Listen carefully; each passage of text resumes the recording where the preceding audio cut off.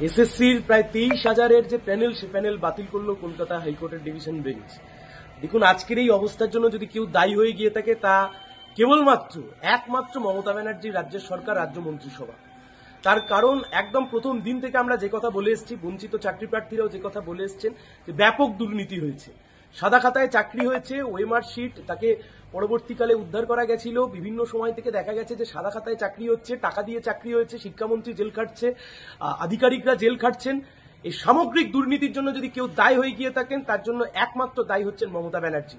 এবং আজকের এই অবস্থার জন্য দায়ী এরা। গোটা 23,000-এর একটা প্যানেল বাতিল হয়ে গেল, এমন একটা অবস্থায় গিয়ে দাঁড়ালো সব বিষয়টা।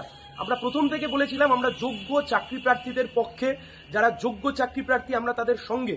এই 23,000-এর মধ্যে যারা সত্যিই নিজেদের যোগ্যতার মাধ্যমে চাকরিটা পেয়েছিলেন, কিছু তো অবশ্যই রয়েছেন যারা নিজেদের যোগ্যতার মাধ্যমে চাকরিটা পেয়েছিলেন, আজকে এমন দুর্নীতি করেছে এই রাজ্যের সরকার, শুধুমাত্র সেই রাজ্যের সরকারের দুর্নীতির জন্য যারা যোগ্যতার সাথে চাকরিটা পেয়েছিল তাদেরকেও আজকে সেই চাকরি হারাতে হলো। লজ্জা লাগা উচিত। মানে কতটা নির্লজ্জ হলে এ রাজ্যের সরকার এখনো ক্ষমতায় থাকতে পারে, কতটা নির্লজ্জ হলে এর পরেও এটাকে ডিফেন্ড করতে পারে। কোটি কোটি টাকা খরচ করে সুপ্রিম কোর্টে গিয়ে নিজেদেরকে ডিফেন্ড করার চেষ্টা করেছে, কোটি কোটি টাকা খরচ করে বিভিন্ন আইনি প্রক্রিয়ায় বাধা সৃষ্টি করার চেষ্টা করেছে। ধর্মতলাটাকে যারা ধর্নাতলা বানিয়ে দিয়েছিল, আজকে সেই রাজ্যের সরকারের মুখ পুড়ল। এবং যারা দীর্ঘদিন ধরে লড়াই আন্দোলন করছিলেন, সেই লড়াই আন্দোলনের জয়। কিন্তু আবারও বলছি, যে বা যারা যোগ্য প্রার্থীরাও এই 23,000-এর মধ্যে ছিলেন, এই রাজ্যের সরকারের দুর্নীতির জন্য আজকে যাদের চাকরি গেল, এর জন্য যদি একমাত্র কেউ দায়ী হয়ে গিয়ে থাকে, সেই দায়িত্ব আজ রাজ্য সরকারকে নিতে হবে।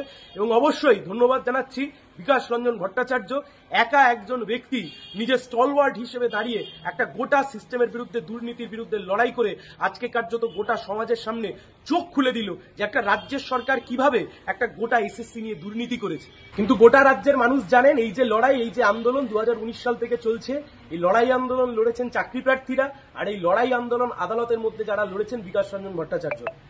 ফলত শুভেন্দু অধিকারী, যিনি 2019 সালে এই দুর্নীতির সময়তে মমতা ব্যানার্জির সাথে একই মন্ত্রিসভায় বসেছিলেন, আর যাই করবেন একটু লজ্জা শরম করে অন্তত ক্ষীর খাওয়ার চেষ্টা করবেন না।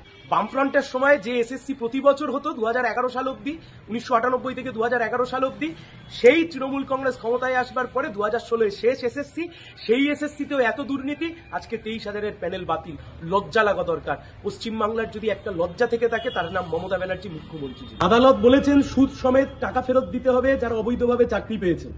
আমি সবার উদ্দেশ্যে বলছি, গোটা রাজ্যের যাদের কাছে এই খবর গিয়ে পৌঁছচ্ছে, আপনাদের উদ্দেশ্যে বলছি, যে তৃণমূলের নেতাদেরকে টাকা দিয়েছিলেন তাদের বাড়িতে যান, গিয়ে টাকা চান।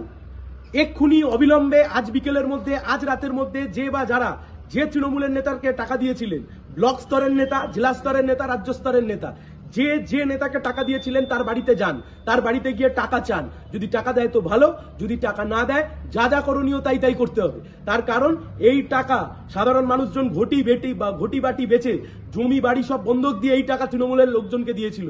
অবিলম্বে এই টাকা নেওয়ার জন্য তৃণমূলের লোকজনের বাড়ি ঘেরাও করুন।